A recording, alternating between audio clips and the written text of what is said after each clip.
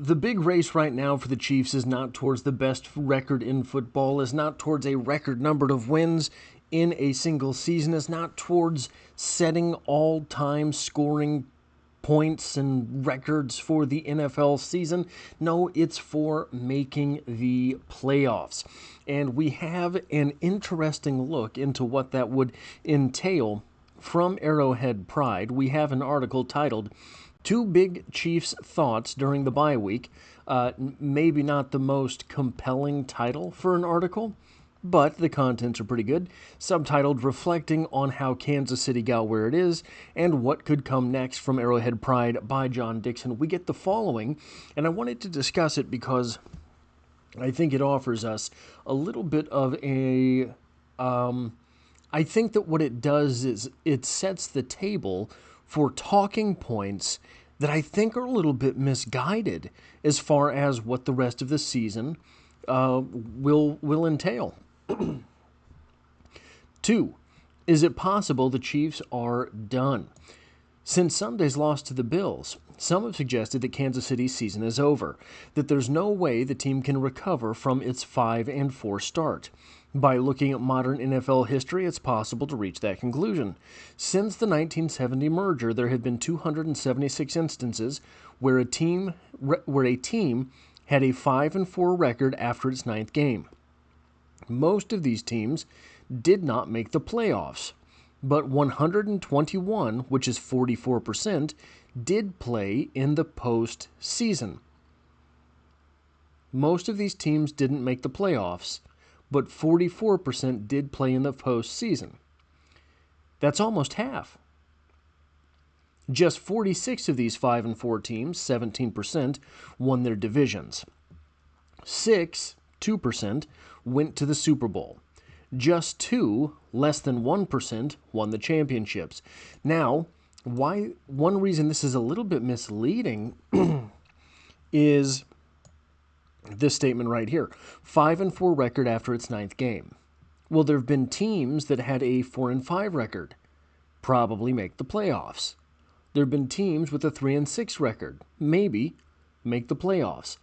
There have been teams, so 5-4, if you win the next game, becomes 6-4.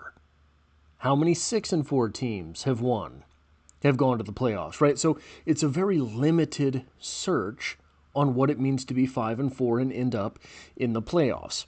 So it's true the Chiefs have dug themselves a pretty deep hole. Statistically, less than half of the 5-4 teams from the league's modern era have made the playoffs. So 44% of the teams have made the playoffs. Do 44% of teams make the playoffs? No. So this would statistically suggest, so after 9 games, you could be 0-9, you could be 1-8, you could be 2-7, you could be 3-6. See what I'm saying? So there are all of those possibilities, but 44% of teams that find themselves 5-4 end up in the playoffs. Now, I'm not a math guy, but that would seem to mean that statistically, it's a pretty strong place to be.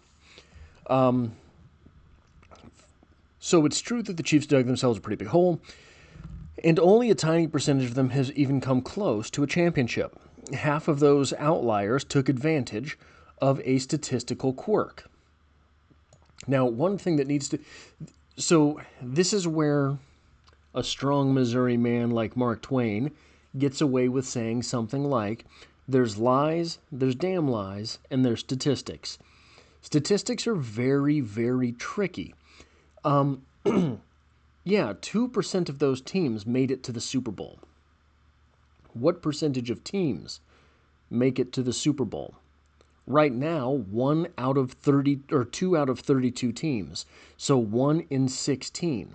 1/16 of teams make it to the Super Bowl. As a matter of percentages, what is 1 divided by 16? I should know this, but I do not. 1 divided by 16, that's 6.25%. 6.25% of teams make it to the Super Bowl. So, just something to keep an eye on. Half of those outliers took advantage of a statistical quirk.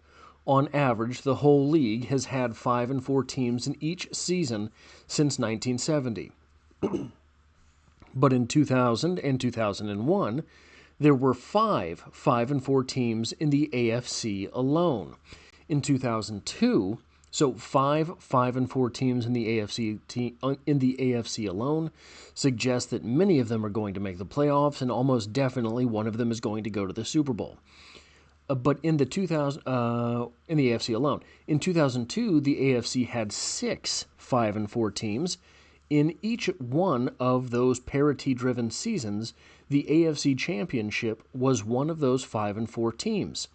The Baltimore Ravens in 2000 and the New England Patriots in 2001 won their Super Bowls, but the Oakland Raiders, 2002, fell to the Tampa Bay Buccaneers, coached by John Gruden.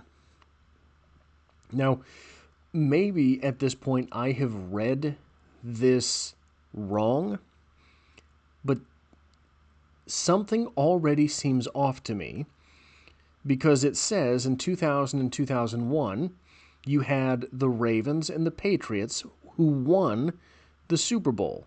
In 2002, the Raiders lost the Super Bowl. But up here... Okay, never mind, I apologize. 6 went to the Super Bowl. So 3 of those were in consecutive seasons in the AFC. The Raiders fell to the Tampa Bay Buccaneers, coached by John Gruden, who had been the Raiders coach in previous seasons. In the Super Bowl XXXVII.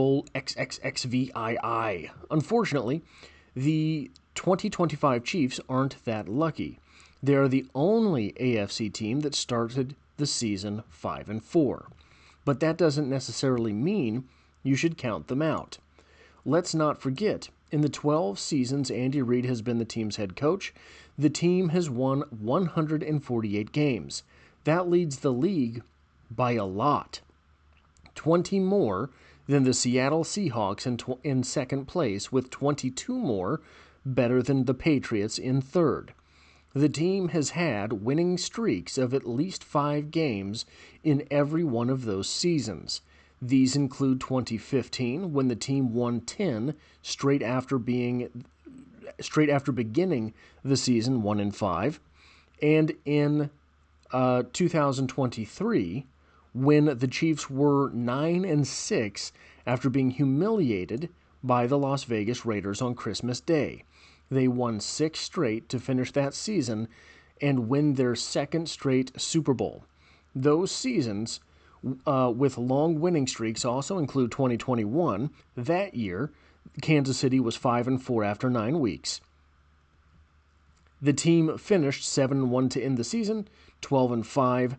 7-1 to end the season 12-5, defeated the Bills 42-36 in overtime, one of the greatest playoff games in NFL history, and then recorded a 27-24 overtime loss to the Cincinnati Bengals in the AFC Championship game. And yes, that was another outlier season. 7 AFC teams started the 2021 season 5-4, including the Bengals. So make no mistakes, which there's your 4th team to start 5-4 and make the Super Bowl. And all of those 4 listed have been in the AFC. That's strange. So make no mistake, it will not be easy for the Chiefs to make the postseason, win the division, or get anywhere in January and February. If it succeeds, even partially, it will be remembered as the greatest challenge the franchise has ever overcome. I don't think so. I really don't. Once the playoffs start, everyone's slate is clean. We've seen this time and again. There are a couple teams that have home field advantages, and obviously every game will have a team with a home field advantage, but there are 2 teams in the NFL that will have home field advantage for the whole thing so long as they keep on winning. Do you think anyone in the NFL is better suited for a one-game elimination match than Patrick Mahomes. I do not. When everything gets to be on the line, Patrick Mahomes shines. Dixon continues, "It reminds me of an old story. A man is walking down the street and falls into a hole. A doctor walks past, so the man asks for help getting out. The doctor tosses down a prescription and walks away. Then a priest comes along. Asks for help, he writes a prayer on a piece of paper and throws it down. Finally, a friend passes the hole. 'Hey, Andy,' the man calls out. 'Can you help me? I've fallen into this hole, and I can't climb out.' Andy immediately jumps into the hole beside his friend. 'What's the matter with you?' the man asks incredulously. 'Now we're both down here.' 'Yes,' replies Andy, 'but I've been down here before, and I know the way out.'" So this is pretty incredible work by Dixon, but I think unfortunately a lot of the statistics he looked at are kind of meaningless in this instance. We're still not looking at a mathematical problem for making the playoffs. Not yet, like we were threatening to do with the 0-2 start. At that point, the 0-2 start, it just so happened that you have to win so many of the remaining games on your schedule, so you had to average basically 2 out of 3. It appears we are headed in that general direction, however, of it being a mathematical problem because you were 5-4. You have 8 games left, and you have to win 5. At least, because I don't know if 10 wins gets you in the playoffs this season. The Chiefs are in a unique position, however, and I'm going to be very honest, I have no idea historically if this is in fact a unique position, but I just imagine that it has to be, so hear me out. They get to play the number 1 seeded team in the playoffs twice. The Broncos still get to play them twice on the schedule. They get to face the number 2 seeded team in the playoffs, the Colts, who had a very close victory against the Falcons today.